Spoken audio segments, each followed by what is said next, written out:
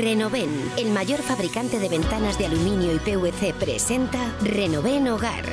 Una nueva división dedicada a la venta e instalación de todo tipo de soluciones para interior y exterior. Cortinas decorativas, toldos, pérgolas bioclimáticas, suelos técnicos, cortinas de vidrio, domótica. Renoven, soluciones para todo tipo de necesidades.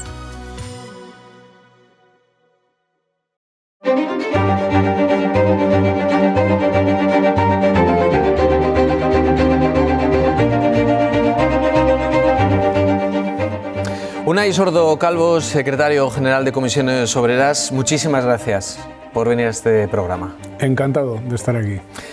¿Qué tienen que hacer las pequeñas, las medianas empresas, esos pequeños establecimientos, comercios que lo han perdido todo en el Levante español? Pues en este momento, desgraciadamente, lo primero que tienen que hacer, y espero que con un fuerte apoyo estatal, es volver a recuperar sus instalaciones. Las noticias que tenemos y lo que estamos viendo allí es que el tejido de pequeñas y microempresas está arrasado en buena parte por barro, por lodo, por, en fin, todo tipo de basuras. Lo primero que hay que hacer es recuperar esos establecimientos, acogerse de forma inmediata a ERTEs o a la prestación que se va a habilitar para personas autónomas, y a partir de ahí tratar de recuperar el negocio, espero que con una fuerte inversión pública que revitalice en los próximos meses las comarcas, ¿no? Es lo que tienen que intentar hacer, lo que tenemos que intentar hacer. Bueno, yo creo que esto hay que sacarlo también desde acuerdos en el marco del diálogo social y tratar de recuperar la actividad económica, que va a ser difícil, pero bueno, pues es lo que va a haber que hacer después, lógicamente, de priorizar lo más dramático y lo más primario, ¿no? Que es la recuperación de los cuerpos que siguen desaparecidos, que seguramente, por desgracia, en gran parte serán personas ya fallecidas, enterrar con dignidad a estas personas que han sufrido este drama, y solidarizarnos con las familias, con la población valenciana, y luego activar todo un paquete de medidas de reconstrucción económica que van a tener que implementarse durante bastante tiempo. Lo que pasa es que es verdad que en el imaginario colectivo la sensación que hay después de estas catástrofes, y lo hemos visto con el volcán de La Palma, es que después de tanto tiempo, de tantos meses, estamos hablando ya de años, hay gente que sigue viviendo en barracones, hay gente que no ha podido volver a tener el trabajo que tenía, empresas que no volvieron a abrir y que ahora sabemos que muchas no van a volver a abrir en Valencia. Parece que todo lo escrito en un papel se sostiene, se aguanta, pero luego la realidad es otra. Bueno, yo creo que hay una parte del tejido productivo que se ha visto afectado ahora mismo, que en un tiempo o en otro va a recuperar su actividad. Hay una parte del sector agrícola que es verdad que ha sido arrasado, no es que se haya arrasado la cosecha, es que se ha arrasado la tierra, las acequias, las infraestructuras. Esto va a costar recuperar, pero con toda seguridad antes o después se recuperará la producción. Hay otra parte del tejido productivo, también más industrial, que trabaja, por ejemplo, para suministrar componentes a la industria de los vehículos y otras, que también antes o después yo estoy convencido que podrá recuperar su actividad. Y luego hay todo un tejido productivo de proximidad vinculado al comercio, a la hostelería, donde es previsible que en efecto una parte de los negocios quizás no vuelva a abrir, pero que yo sí creo que en la medida en que a medio plazo se dinamice la comarca, seguramente volverán nuevas actividades y nuevos negocios, ¿no? Y una idea que estamos también masticando, que estamos madurando dentro del sindicato, es plantear en el marco del diálogo y la concertación social, quizás aprovechando también los fondos de reconstrucción y recuperación europeos, el intento de canalizar hacia estas zonas algún tipo de proyecto tractor que dinamice la economía, ¿no?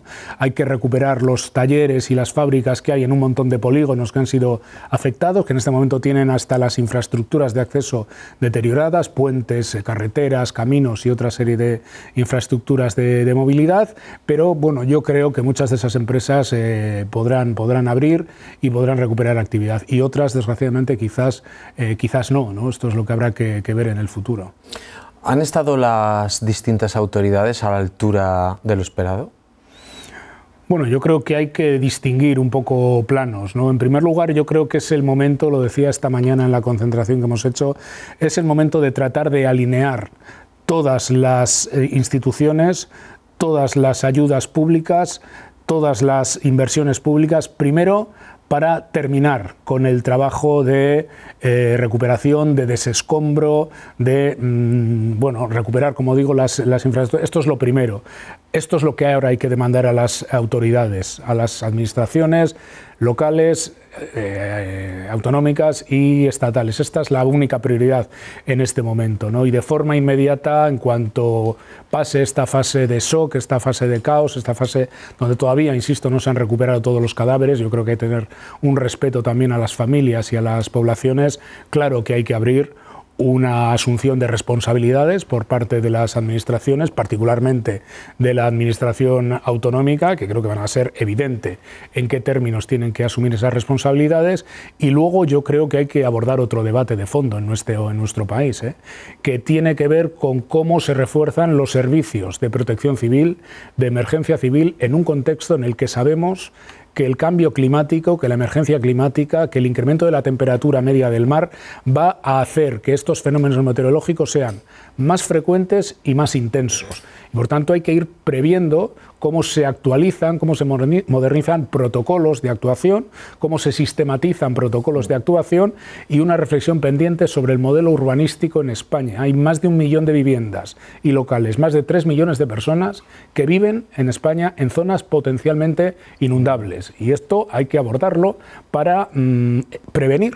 La cultura preventiva es una cultura que hay que instalar en España, ¿no? Y luego también habrá que abordar, en efecto, una mejor coordinación interinstitucional y yo creo una sistematización de las respuestas cuando hay problemas de alertas y de alarmas. No puede ser que cuando se genera una previsión de una alerta roja, una constatación de que se han incrementado de una forma muy importante los caudales de agua en determinados terrenos, la decisión de activar o no una alarma dependa de una decisión que no sabemos en base a qué obedece y que no se tomó de una forma que creo absolutamente irresponsable, ¿no? En todo caso, insisto en el orden de los factores. Primero, continuar con las labores de rescate, continuar con las labores de normalización, si se puede utilizar en este momento esta palabra, de la vida, de la posibilidad de desplazarse, la recuperación paulatina de la actividad, asunción de responsabilidades, inversión a largo plazo para la reconstrucción de la comarca. Yo creo que esas son las secuencias que desde luego desde el sindicato demandamos.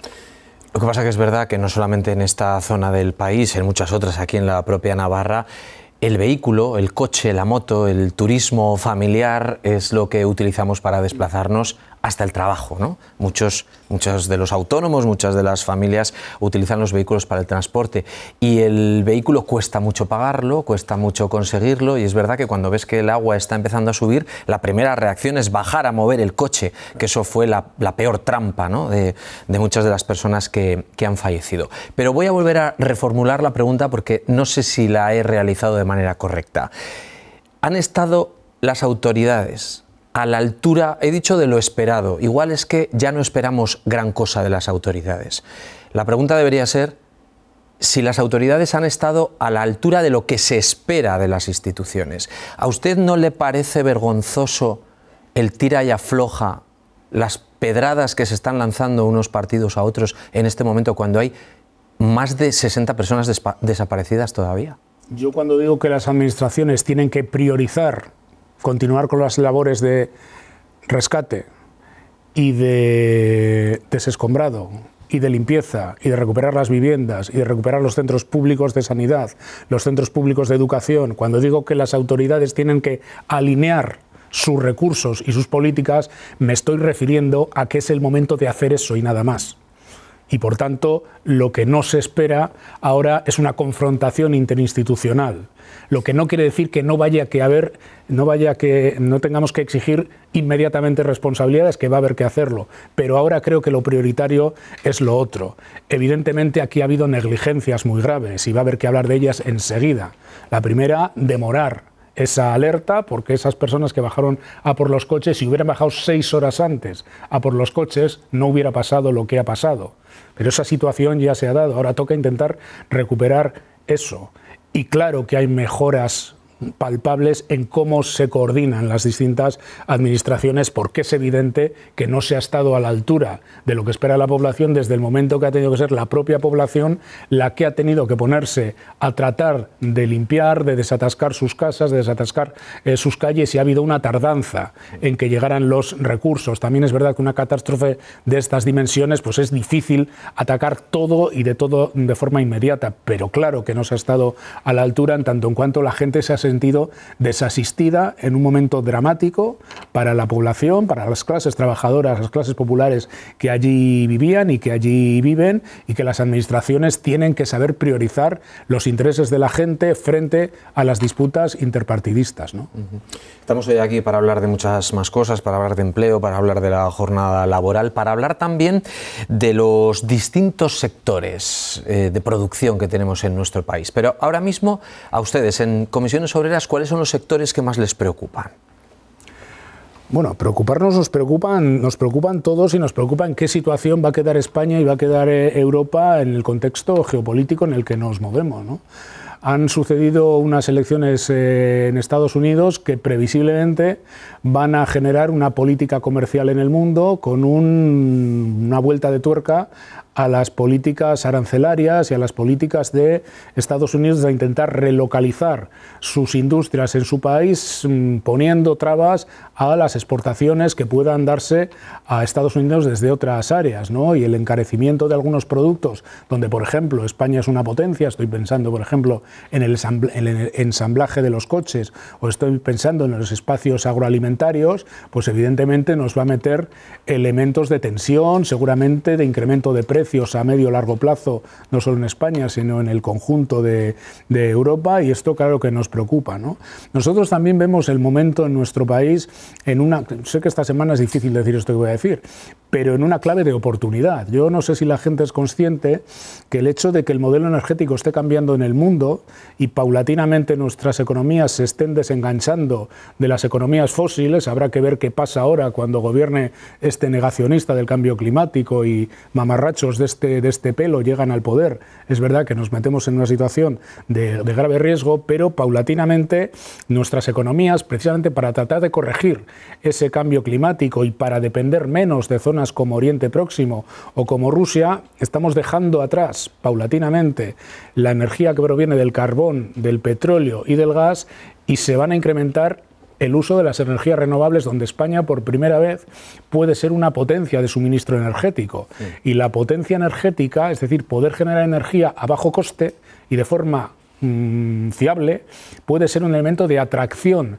de inversiones, incluso de inversiones industriales que genere empleo en nuestro país. Yo creo que el objetivo tiene que ser alcanzar el pleno empleo en un plazo medio largo, pero quizás en un plazo medio más que largo. Yo creo que esto es posible hoy en día en nuestro país. Lo que pasa es que hay que hacer muchas cosas, pero creo que estamos debiéramos estar en ese camino, ¿no? Por tanto, hay riesgos, hay incertidumbres, vivimos una época de incertidumbre, pero hay oportunidades que convendría impulsar desde las políticas públicas, desde las políticas de inversión pública, que a su vez movilicen inversión privada, porque creo que es el momento de atraer inversión productiva. Estamos hablando de un pleno empleo, estamos hablando de unas cifras que este país, Navarra en concreto también, ha ido recuperando ese empleo en los últimos meses, pero ¿es posible, o sea, es real que en España, comunidad por comunidad, podamos hablar de tasas que estén por debajo del 10%? No es seguro, pero es posible.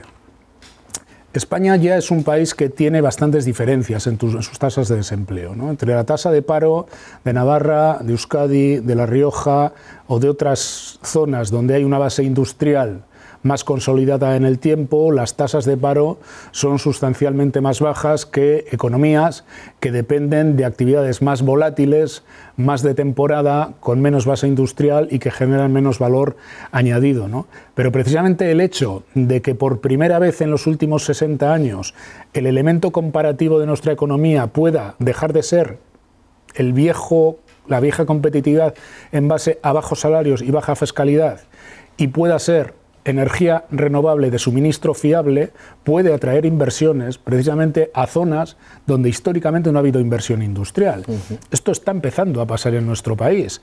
El cambio en el modelo del automóvil está generando inversiones no solo en el ensamblaje de los automóviles, sino en la cadena de suministro, por ejemplo, de las baterías, de los nuevos coches de movilidad, en los nuevos coches eléctricos, ¿no? Y como esto, hay muchas otras producciones que se pueden tratar de localizar en España. Las propias energías renovables requieren de inversión industrial, que casi toda se hace en China. Ya, pero y esto puede venir también a nuestro país si se acomodan las inversiones con acierto y si se atraen estas inversiones. ¿No le ha dado un pequeño susto lo que ha pasado con Volkswagen en Alemania? Totalmente, totalmente, porque el cambio en el modelo al que me estoy haciendo referencia, primero, no está escrito que vaya a salir bien.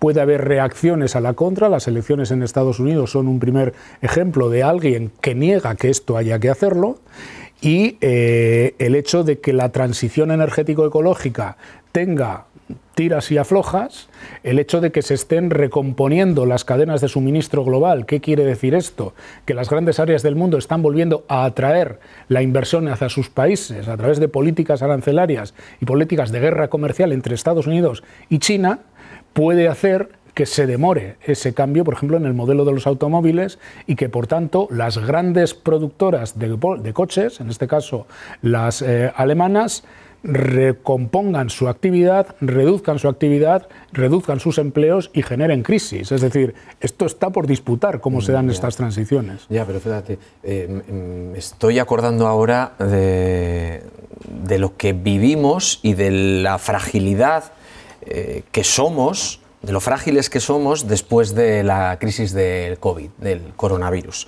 Porque ahí entonces empezó a hablar, ¿no?, de qué capacidad de autonomía. Claro, la autonomía que tiene la Unión Europea, nos estamos dando cuenta de que estamos presos de otros países, de otras potencias internacionales. Y después de la victoria de Trump aún se van a complicar más las cosas.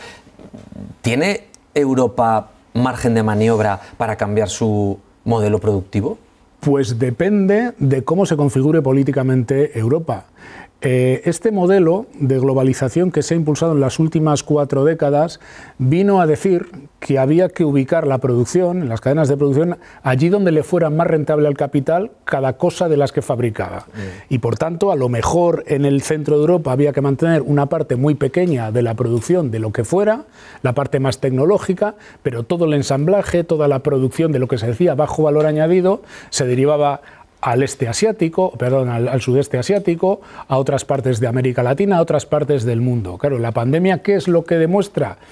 Que un país no puede perder una autonomía estratégica en cuestiones varias, como una cosa tan básica como poder producir mascarillas.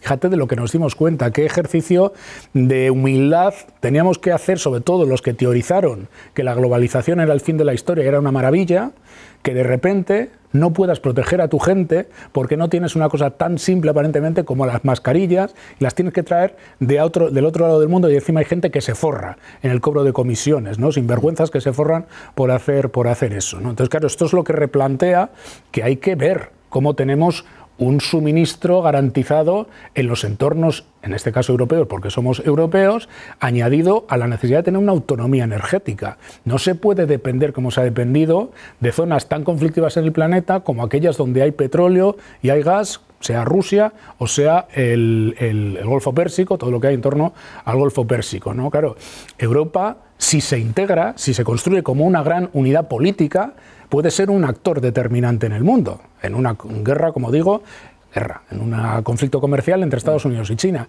Si Europa cae por el nacionalismo de los estados, por la irrupción de estas formas de populismo de extrema derecha, yo ya digo, Europa no va a pintar nada en el mundo en cuestión de muy pocos años. Entonces, claro, aquí la pregunta es si integramos política y fiscalmente más Europa o la rompemos en las viejas ideas de que el Estado-Nación nos va a salvar, que es directamente no entender nada de lo que está pasando en el mundo.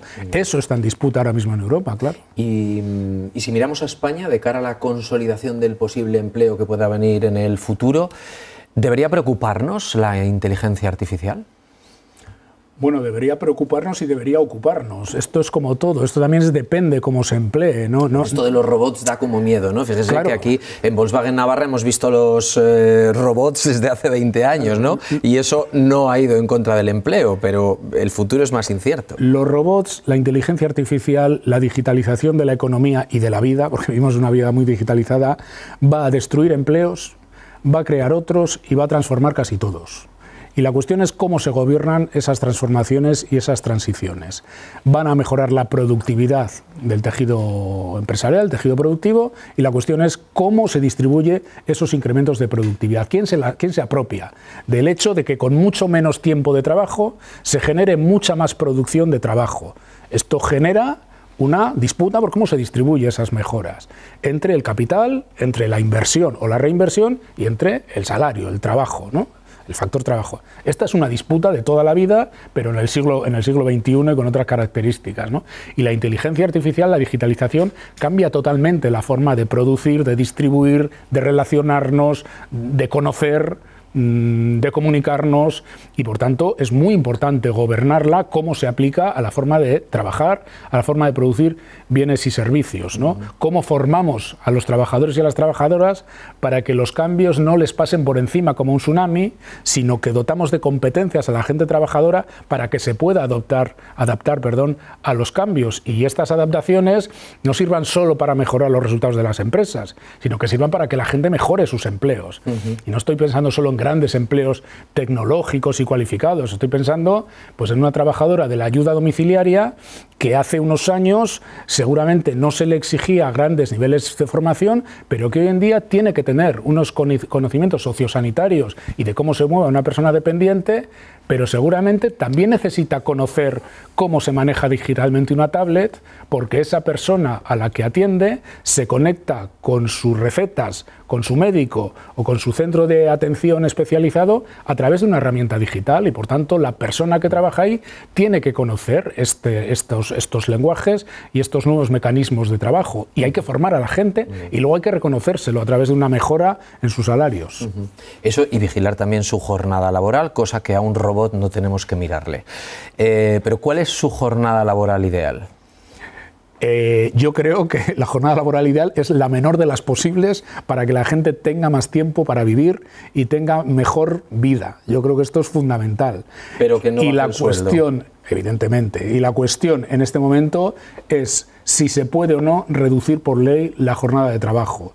Y la respuesta, en mi opinión, es que sí, se puede y se debe reducir la jornada de trabajo. ¿Esto se lo ha dicho así a la cara directamente a Antonio Garamendi de la COE? Hombre, varias veces, y en coloquios, y en tertulias, ¿Y qué cara y en le pone? ¿Qué cara le pone? Bueno, ellos lo que vienen a decir es lo que dicen en público, ¿no? Que bueno, esto se puede ver, pero en el marco de la negociación colectiva, pero no a través de una reducción legal del tiempo de trabajo. Y nosotros decimos, esto se puede y se debe ver en el marco de la negociación colectiva. De hecho, ya lo venimos haciendo en los últimos años. La jornada efectiva de trabajo en España no es de 40 horas, la jornada media es de 38,2 horas. Hay territorios como Navarra y otros donde la jornada media es más baja que esas 38,2 horas, pero por ley la jornada hoy en día sigue siendo la misma que era en 1983. De cuando en el Osasuna jugaba, pues yo qué sé, Martín González, si no recuerdo mal. Todavía jugaba sola en el Atleti y no había venido al Osasuna. Bueno, pues cuando estos jugadores jugaban al fútbol, la jornada ya era la que es hoy. ¿Cuánto ha cambiado la economía? ¿Cuánto ha cambiado la empresa? ¿Cuánto ha cambiado la sociedad? Pues muchísimo. ¿Cómo se ha mejorado la productividad de las empresas? Pues muchísimo. ¿Se puede disputar esos beneficios y la mejora de productividad? Sí. ¿Se ha disputado a través, por ejemplo, de la subida del salario mínimo interprofesional? Sí. ¿Se ha destruido empleo? No. ¿Se puede hacer una reducción de jornada que, en mi opinión, va a redundar a medio plazo en la generación de empleo? Pues yo creo que sí. Y creo que es el momento de hacerlo en esa línea de distribuir, ¿no?, entre salarios, capital e inversión, los beneficios que se están generando en las empresas en términos como no habíamos conocido en muchos años, ¿no? Nos quedan 2 minutos de programa y me quedan 2 preguntas que no me puedo marchar de aquí sin hacérselas, que además de alguna manera también están relacionadas.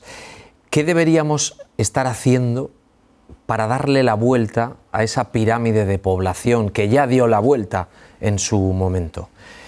Y la segunda pregunta está relacionada con los migrantes. ahora desde muchos partidos políticos se está poniendo en cuestión también el acceso de migrantes de otros países, si tienen que quedarse, si no, si hay que expulsarles, en fin, tenemos un problema poblacional. Sí, sí. ¿Y qué hacemos? Además, no hay una noticia para que a estas alturas de la vida no se haya enterado. El problema poblacional, aunque ahora se ponga todo el mundo a tener 3 hijos, no llegamos. Hasta mediados de siglo lo tenemos. Porque por si alguien no se ha enterado, desde los años 80, la tasa de natalidad en países como España y otros países europeos está por debajo de la tasa de reemplazo, desde los años 80. Por tanto, si queremos que el país no se bloquee, no digo ya salvaguardar el estado de bienestar y este tipo de cosas que también, o salvar las pensiones que también, si queremos que el país no se pare hasta mediados de siglo, vamos a necesitar necesariamente de entre 200 y 250.000 personas migrantes al año durante todos los años. O sea, olvidémonos de este es un debate de migración sí o inmigración no. Este es un debate de inmigración cómo. El otro debate no existe, el otro debate es ficticio, no es realista. Vamos a necesitar que venga gente a Navarra, a España y a Europa en las próximas 3 décadas. Y hay gente que necesita venir aquí porque, por desgracia, no puede tener proyectos de vida autónoma y digna en sus países, porque están en situaciones muy delicadas.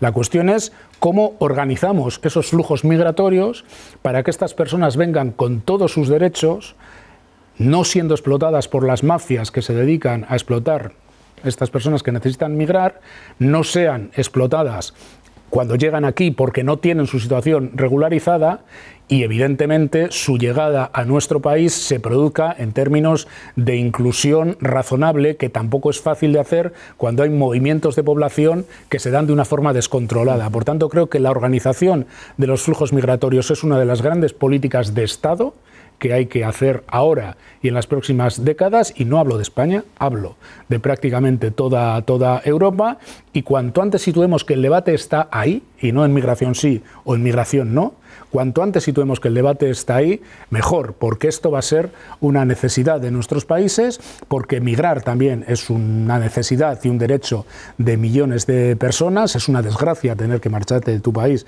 evidentemente, y requiere de políticas de organización de estos flujos migratorios. Yo creo que es una de las políticas prioritarias también para una integración correcta de estas personas, ¿no? Habla usted también de las pensiones, de ese futuro de las pensiones. Me va a permitir que le haga una pregunta personal. ¿Usted tiene plan de pensiones? No. ¿Nunca se lo ha planteado? Nunca lo he tenido y nunca me lo he planteado. ¿Tienen futuro los planes de pensiones? ¿Los planes de pensiones o las pensiones? Los planes de pensiones, bueno, porque las pensiones no sé si usted se atreve a decirme si va a haber o no. Las pensiones va a haber pensiones en cuantía suficiente si políticamente se decide que la haya, es así de simple. Y para ello hay que garantizar que en un contexto en el que va a haber más personas pensionistas que van a cobrar pensión durante más años y de mayor cuantía, y por tanto va a haber un incremento importante del gasto en pensiones, dedicamos los recursos públicos suficientes. Para esto hay que garantizar un flujo de recursos, depende de cómo evolucione el empleo, cómo evolucione la seguridad social, las cotizaciones de la seguridad social y los recursos adicionales que se introduzcan desde el Estado. Esto está previsto, el año 2047 será el pico de gasto en pensiones, luego disminuirá el pico de gasto en pensiones, y es una cuestión de voluntad política y dedicar en torno al 16% del PIB a pagar pensiones públicas. Pero yo creo que vale la pena. Tiene más futuro, más viabilidad el sistema público de pensiones que los sistemas privados de pensiones, sin ningún género de dudas, y esto lo ha demostrado la historia. Otra cosa es que yo creo que los planes complementarios ligados a los planes de empleo, las pensiones complementarias, yo creo que es una figura perfectamente razonable de ahorro a largo plazo y que permiten complementar las pensiones que, por muy bien que estén organizadas, siempre suponen una disminución respecto al último salario. Yo creo que son compatibles las dos cosas. Parece que a usted por lo menos le salen los números. Espero que quien venga en el gobierno en los años posteriores, que por lo menos no se rompa la caja, que eso le preocupa a mucha gente, sobre todo a las generaciones que están ahora por encima de los 65, que tuvieron desde luego que una vida mucho más complicada. Muchísimas gracias, Unai Sordo Calvo, secretario general de Comisiones Obreras. Que vaya muy bien. Vale, gracias.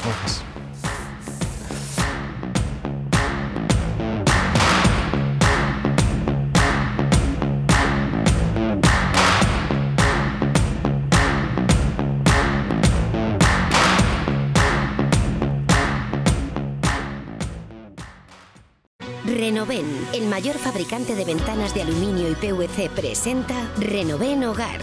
Una nueva división dedicada a la venta e instalación de todo tipo de soluciones para interior y exterior. Cortinas decorativas, toldos, pérgolas bioclimáticas, suelos técnicos, cortinas de vidrio, domótica. Renoven, soluciones para todo tipo de necesidades.